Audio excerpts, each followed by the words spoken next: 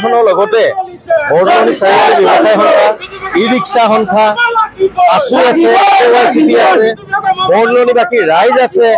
আমি অসম চৰকাৰক জনাব বিচাৰিছো যে আমাক স্মাৰ্ট মিটাৰ বিশেষ ক'ব লগা কিবা আছে বুলি আমি আৰু নাভাবো।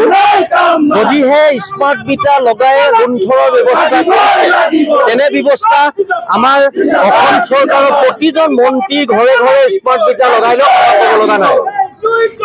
খাটি খোৱা থলুৱা হাজিৰা কৰা মানুহৰ ঘৰত স্মাৰ্ট মিটাৰ লগাই লুণ্ঠনৰ ব্যৱস্থা এটা হাতত ল'ব নালাগে, তাৰ প্ৰতিবাদ জনাইছো। আৰু বিদ্যুৎ জনাইছো যে আপোনালোকে অন্তত বৰদলনি অঞ্চলত কাৰো ঘৰত বিদ্যুৎ মিটাৰ সংযোগ কৰিব জোৰ জুলুম নকৰে। যদি কৰিব লগা হয় আপোনালোকৰ বিষয়াসকলৰ মুখ্যমন্ত্ৰীয়ে স্মাৰ্ট মিটাৰ আনি লওক, ঘৰত অন্যান্য মন্ত্ৰীসকলে আনি লওক, আমাক ক'ব লগা নাই। কিন্তু থলুৱা খাদ্য মানুহক স্মাৰ্ট মিটাৰ আকৌ বুকুত জাপি মূল্য বৃদ্ধিয়ে কোঙা কৰিছে, মানুহৰ কৰ্ম নাইকিয়া হৈছে। তেনেস্থলত আজি স্মাৰ্ট মিটাৰ অসম্ভৱ।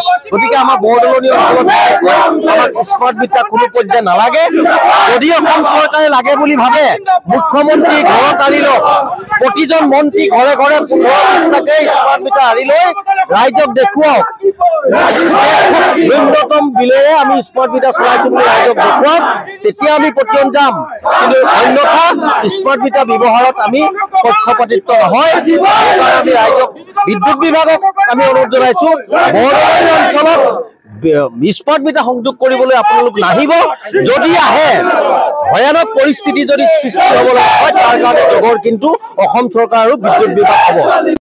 কিয়নো আমাৰ যিহেতু এই অসম চৰকাৰ বিজেপি চৰকাৰখনে আমাক যিহেতু যি তেখেতলোকে স্মাৰ্ট মিটাৰ ঘৰে ঘৰে লগাব বিচাৰিছে, সেই স্মাৰ্ট মিটাৰটো আমি কোনো অসমৰ ৰাইজে হওক বৰদলনিবাসী ৰাইজে কিন্তু গ্ৰহণযোগ্য বুলি ভবা নাই।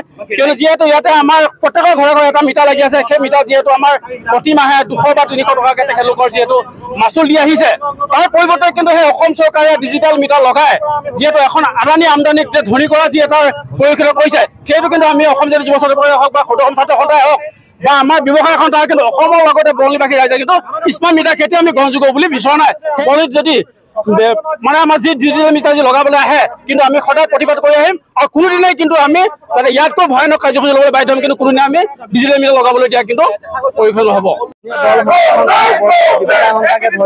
সকলো ৰাইজে আজি আমি ওলাই আহিছো। আচলতে বিজেপি নেতৃত্বাধীন এই অসম চৰকাৰখনে যি ধৰণে আপোনাৰ স্মাৰ্ট মিটাৰ নামত যি অসমৰ ৰাইজক লুণ্ঠন কৰিব বিচাৰিছে, তাৰ প্ৰতিবাদত আজি আমি এই বৰদলনি চাৰিআলিত আমি এনে ৰূপায়ণ কৰিছো। ইয়াৰ পৰা আমি বিজেপি শক্তি মন্ত্ৰী শক্তি বিভাগক জনাই দিব বিচাৰিছো, স্মাৰ্ট মিটাৰ বন্ধ কৰিবই লাগিব। অসমৰ ৰাইজক স্মাৰ্ট মিটাৰ নামত তেওঁলোকে লুণ্ঠন বন্ধ কৰিব লাগিব।